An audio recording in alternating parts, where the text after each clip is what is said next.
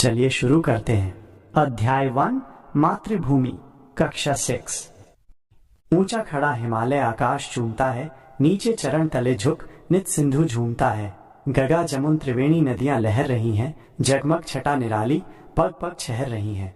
वह पुण्य भूमि मेरी, वह स्वर्ग भूमि मेरी, वह जन्मभूमि मेरी, वह मातृभूमि मेरी। झरने अनेक झरते जिसकी पहाड़ियों में, चिड़ियां चहक रही हैं हो मस्त झाड़ियों में। अमराइयां घनी हैं, कोयल पुकारती है, बहती मलय पवन है, तन मन संवारती है। वह धर्म भूमि मेरी, वह कर्म भूमि मेरी, वह जन्मभूमि मेरी, वह मातृभूमि मेरी। जन्मे जहाँ रघुपति, जन्मी जहाँ सीता, श्री कृष्ण ने सुनाई वंशी पुनीत गीता। गौतम ने जन्म लेकर जिसका सुयश बढ़ाया, जग को दया सिखाई, जग को दया दिखाया। वह युद्ध भूमि मेरी, वह बुद्ध भूमि मेरी, वह मातृभूमि मेरी, वह जन्मभूमि मेरी। आते इस कविता का अर्थ समझाते हैं पूर्णतः हिंदी अक्षरों में। नमस्ते प्यारे बच्चों, आज हम एक बहुत ही सुंदर और प्रेरणादायक कविता पढ़ने जा रहे हैं जिसका शीर्षक है मातृभूमि। मातृभूमि का अर्थ होता है माँ की भूमि या जन्म देने वाली भूमि। हमारा प्यारा भारत देश ही हमारी मातृभूमि है और इस कविता में कवि ने अपनी इसी मातृभूमि के प्रति अपने गहरे प्रेम, श्रद्धा और गर्व को बहुत ही सुंदर ढंग से व्यक्त किया है। आइए हम इस कविता के एक एक पद का अर्थ विस्तार से समझते हैं। पहला पद, ऊंचा खड़ा हिमालय आकाश चूमता है, नीचे चरण तले झुक नित सिंधु झूमता है। देखो बच्चों, इस पहले पद में कवि ने हमारे देश के गौरव सबसे ऊंचे और विशाल पर्वत हिमालय का वर्णन किया है। वे कहते हैं कि हिमालय पर्वत इतना ऊंचा खड़ा है मानो वो आकाश को छू रहा हो या आकाश को चूम रहा हो, यानी उसकी ऊंचाई अकल्पनीय है। और उस ऊंचे हिमालय के चरणों के नीचे यानी उसकी तलहटी में हमेशा सिंधु नदी झूमती रहती है। यहाँ सिंधु शब्द सिर्फ एक नदी का नाम नहीं है, बल्कि ये भारत की प्राचीनता, उसकी पवित्र नदियों और उसकी समृद्ध सभ्यता का प्रतीक है। इस पद का अर्थ ये है कि हमारा देश हिमालय जैसे विशाल और दृढ़ पर्वत से सुरक्षित है और इसकी भूमि पर पवित्र नदियां लगातार बहती रहती हैं जो इसे जीवन प्रदान करती हैं।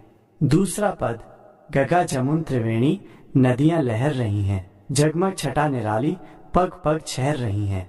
बच्चों, अब कवि हमारे देश की कुछ सबसे महत्वपूर्ण और पूजनीय नदियों की बात कर रहे हैं। वे कहते हैं कि हमारे देश में गंगा, जमुना, यमुना और त्रिवेणी, जो प्रयागराज में गंगा, यमुना और अदृश्य सरस्वती के संगम स्थल को कहते हैं, जैसी पवित्र नदियां निरंतर लहरती हुई पूरे वेग से बह रही हैं। उनकी जो चमक है, जो उनकी सुंदरता है, वो जगमग छटा निराली है, यानी बहुत ही अनूठी और अद्भुत है। और जहाँ जहाँ से वे नदियां गुजरती हैं, पग पग छहर रही हैं, यानी उनका पवित्र जल हर कदम पर अपनी शीतलता और पवित्रता बिखेर रहा है। ये नदियां हमारे देश की जीवन रेखाएं हैं जो खेतों को सींचती हैं और करोड़ों लोगों को पानी देती हैं। ये हमारी संस्कृति और आस्था का भी अटूट हिस्सा हैं। तीसरा पद, वह पुण्य भूमि मेरी, वह स्वर्ग भूमि मेरी, वह जन्म भूमि मेरी, वह मातृभूमि मेरी। ये पद इस पूरी कविता का सबसे मार्मिक और केंद्रीय भाग है। इसमें कवि अपनी मातृभूमि के प्रति अपने असीम प्रेम और भक्ति को व्यक्त कर रहे हैं। वे अपनी जन्मभूमि को अलग अलग सुंदर विशेषणों से संबोधित करते हैं। पुण्य भूमि मेरी, यानी मेरी पवित्र भूमि, जहाँ अनेक संत महात्माओं ने जन्म लिया और जहाँ अनेक धार्मिक कार्य हुए। स्वर्ग भूमि मेरी, यानी मेरी स्वर्ग के समान सुंदर और सुख देने वाली भूमि, जहाँ हर प्रकार का सुख और शांति मिलती है जो स्वर्ग से भी बढ़कर है। जन्मभूमि मेरी, यानी वो पवित्र भूमि जहाँ मेरा जन्म हुआ है, जहाँ मैंने पहली बार इस दुनिया को देखा है। मातृभूमि मेरी, यानी मेरी माँ के समान भूमि, जिसने मुझे जन्म दिया, मेरा पालन पोषण किया और मुझे सब कुछ दिया। इस पद में कवि का अपनी मातृभूमि के प्रति गहन प्रेम, सम्मान और अपनापन झलकता है। वे अपनी इस भूमि को अपनी माँ के समान ही पूजनीय मानते हैं। चौथा पद, झरने अनेक झरते जिसकी पहाड़ियों में चिड़ियां चहक रही हैं हो मस्त झाड़ियों में। अंतिम पद में कवि हमारे देश की प्राकृतिक सुंदरता का मनमोहक वर्णन करते हैं। वे कहते हैं कि हमारे देश की पहाड़ियों में अनेक झरने ढेर सारे झरने बहते हैं जो देखने में बहुत सुंदर लगते हैं और मधुर ध्वनि करते हैं। और उन्हीं पहाड़ियों और जंगलों में जहाँ छोटी छोटी झाड़ियाँ हैं वहाँ चिड़ियाँ चहक रही हैं, पक्षी खुशी से चहचहा रहे हैं और वे मस्त हैं, यानी अपनी धुन में मगन हैं। इस पद का अर्थ ये है कि हमारा देश प्राकृतिक सौंदर्य से भरपूर है, जहाँ ऊंचे ऊंचे पहाड़ हैं, कल कल करते झरने हैं और सुंदर पक्षी हैं जो अपने मधुर गीतों से वातावरण को और भी आनंदमय बना देते हैं। हम अपनी मातृभूमि की सुंदरता और महानता के बारे में पढ़ रहे थे। ये कविता उसी का अगला भाग है और इसे भी श्री सोहनलाल द्विवेदी जी ने लिखा है। इस भाग में कवि हमारी मातृभूमि के प्राकृतिक सौंदर्य, उसके धार्मिक और कर्मठ स्वरूप और उन महान विभूतियों के बारे में बता रहे हैं जिन्होंने इस भूमि पर जन्म लेकर इसे और भी गौरवशाली बनाया। आइए एक एक पद का अर्थ गहराई से समझते हैं। पहला पद, अमराइयाँ घनी है, कोयल पुकारती है, बहती मलय पवन है, तन मन संवारती है। इस पद में कवि ने हमारी मातृभूमि के हरे भरे और शांत वातावरण का वर्णन किया है। वे कहते हैं कि यहाँ अमराइयाँ घनी हैं। अमराइयाँ का मतलब होता है आम के बाग या घने पेड़, यानी हमारी धरती पर आम के घने बाग हैं जो सुंदरता और हरियाली बढ़ाते हैं। इन बागों में कोयल पुकारती है। कोयल अपनी मीठी आवाज में गाती है जिससे पूरा वातावरण मधुर हो उठता है। और बहती मलय पवन है।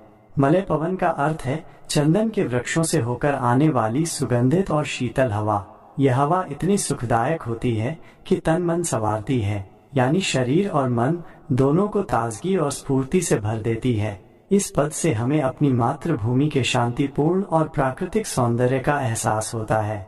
दूसरा पद, वह धर्म भूमि मेरी, वह कर्म भूमि मेरी, वह जन्म भूमि मेरी, वह मातृभूमि मेरी। ये पद पहले भी आ चुका है और यहाँ इसे फिर से दोहराया गया है जिससे इसका महत्व और भी बढ़ जाता है। इसमें कवि अपनी मातृभूमि के गुणों को बता रहे हैं।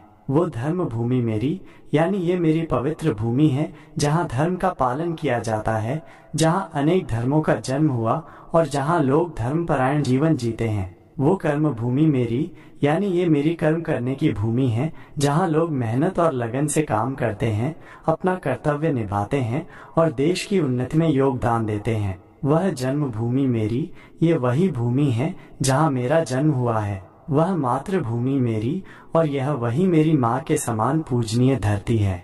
यह पद यह बताता है कि हमारी मातृभूमि केवल रहने का स्थान नहीं, बल्कि एक ऐसी धरती है जहाँ धर्म और कर्तव्य दोनों का विशेष महत्व है और जो हमें माँ की तरह पालती पोसती है। तीसरा पद, जन्मे जहाँ रघुपति, जन्मी जहाँ सीता, श्री कृष्ण ने सुनाई वंशी पुनीत गीता। बच्चों, इस पद में कवि उन महान विभूतियों का स्मरण कर रहे हैं जिन्होंने हमारी इस पावन धरती पर जन्म लिया और इसे धन्य किया। जन्मे जहाँ रघुपति, रघुपति भगवान राम को कहा गया है, यानी यह वही भूमि है जहाँ मर्यादा पुरुषोत्तम भगवान राम का जन्म हुआ था।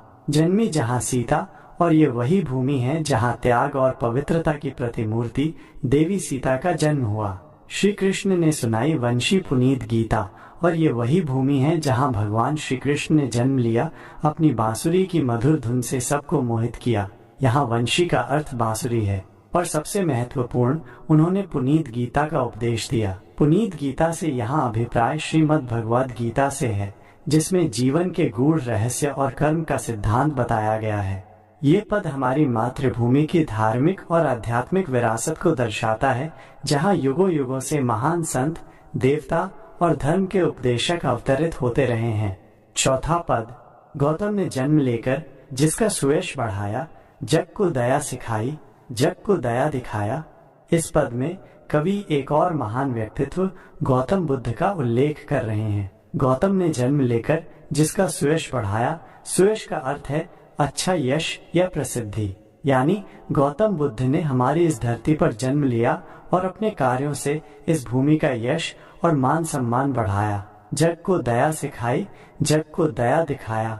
उन्होंने न केवल दुनिया को दया और करुणा का मार्ग सिखाया, बल्कि अपने जीवन और आचरण से दया का प्रत्यक्ष उदाहरण भी प्रस्तुत किया। उन्होंने अहिंसा और शांति का संदेश दिया। ये पद हमारी मातृभूमि को उस भूमि के रूप में दर्शाता है जहाँ से विश्व को शांति, दया और अहिंसा जैसे महान मानवीय मूल्यों का ज्ञान मिला। अंतिम पद, वह युद्ध भूमि मेरी, वह बुद्ध भूमि मेरी, वह मातृभूमि मेरी, वह जन्मभूमि मेरी। यह अंतिम पद बहुत गहरा अर्थ रखता है। वो युद्ध भूमि मेरी, हमारी मातृभूमि ने कई युद्ध देखे हैं जहां धर्म और न्याय की स्थापना के लिए वीरों ने अपना बलिदान दिया है। यह भूमि उन संघर्षों की साक्षी रही है जहां अन्याय के विरुद्ध आवाज उठाई गई। वो बुद्ध भूमि मेरी, और ये वही भूमि है जहां गौतम बुद्ध जैसे शांति दूत ने जन्म लिया और शांति तथा अहिंसा का संदेश दिया। वो मातृभूमि मेरी, वो जन्मभूमि मेरी। अंत में कवि फिर से दोहराते हैं कि ये मेरी माँ के समान धरती और मेरी जन्मभूमि है।